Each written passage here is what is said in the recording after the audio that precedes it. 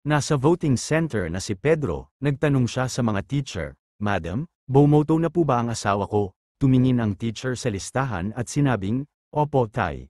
May 1 oras na ang nakalipas. Sayang hindi ko siya naabutan." Sagot ni Pedro, "Bakit po, hindi na po ba kayo magkasama sa bahay ni nanay?"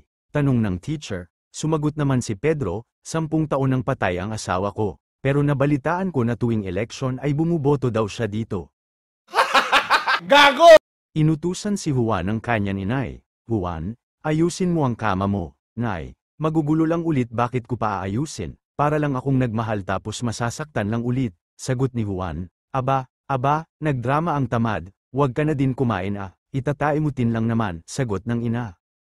Huwag mong subukan. Masisira ang buhay mo. May isang batang lalaki ang pauwi galing sa eskwelahan. Pagdating sa bahay ay nagmano ito sa kanyang ama at sinabing, "Itay, pinagalitan ako ng teacher ko po." "Bakit naman?" Sagot ng ama. "Hinalikan ko po kasi ang katabi ko sa upuan." Imbes na pagsabihan ay medyo natawa ang ama at sinabing, "Itong anak ko talaga, manang-mana sakin, hahaha." Ano masarap ba?" "Opo, pogi po siya eh." Sagot ng anak.